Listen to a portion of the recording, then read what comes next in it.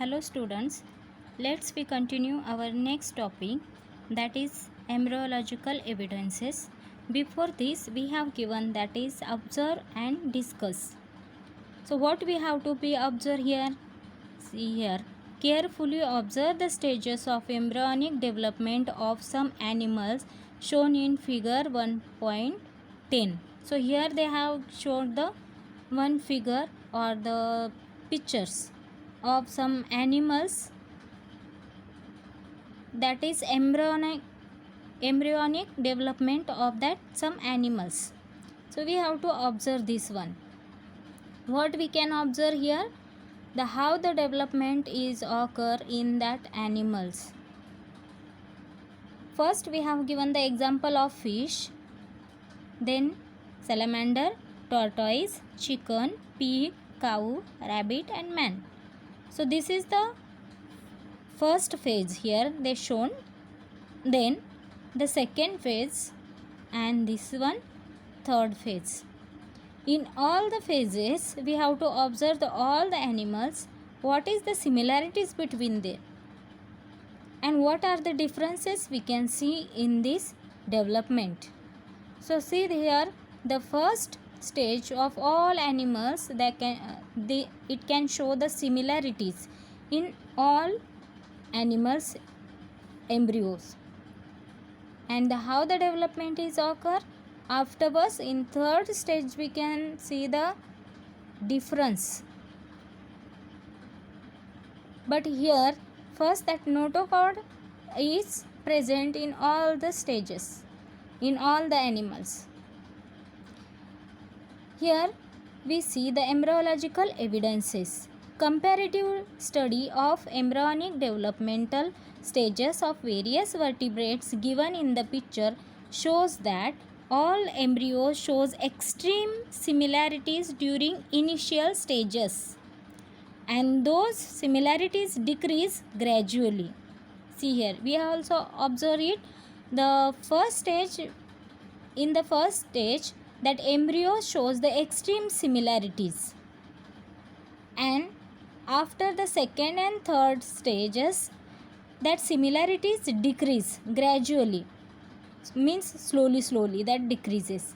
Similarities in initial stages indicate the common origin of all these animals, and this is the embryological evidences scientists we have given.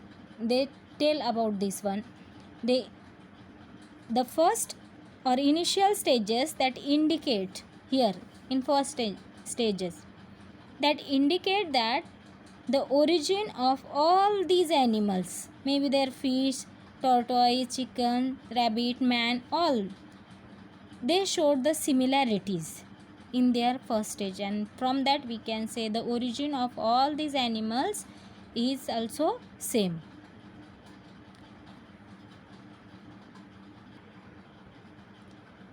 Next they have given us the Darwin's theory of natural selection. Charles Darwin had collected innumerable specimens of plants and animals, and depending upon the observations of those specimens, he published the theory of natural selection, which preaches the survival of fittest. So students, in last year also we learned about the Darwin's theory. He collected the innumerable, means the many species of the plants and animal, and he study or research on that, and then he published the theory of natural selection that preaches the survival of fittest. For this purpose, Darwin had published a book titled Origin of Species. On the basis of his research, he published one book that its name he has given, that is Origin of Species. While explaining the concept, Darwin says that all the organisms reproduce prolifically.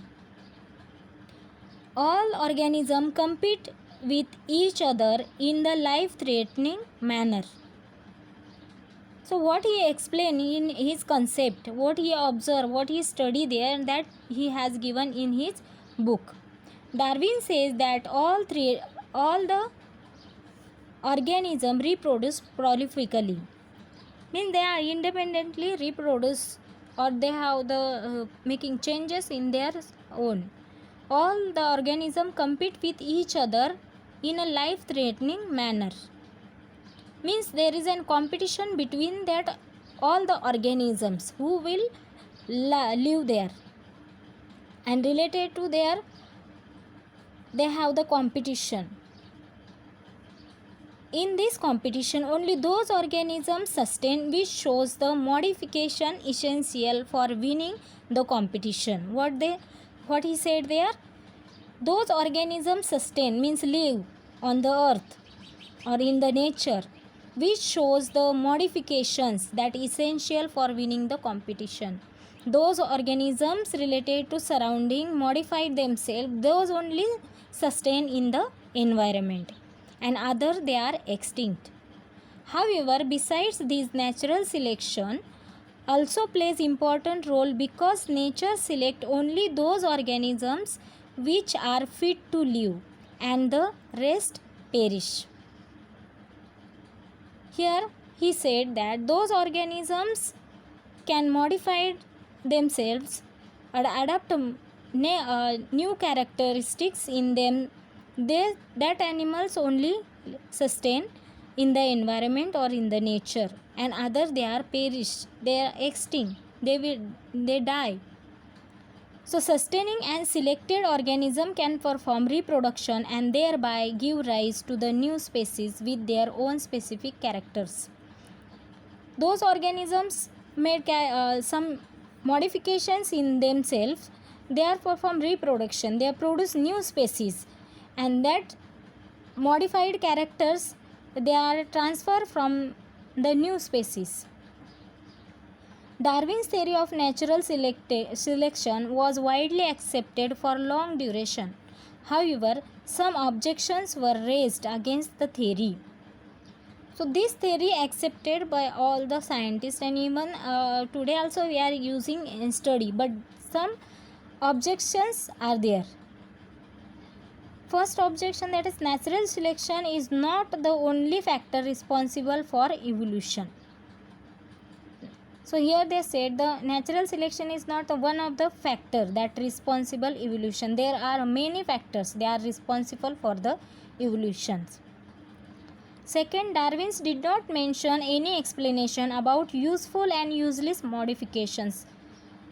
So students, we see in earlier topics, they have some useful and useless modifications in organisms, but in the Darwin's theory that is not explained.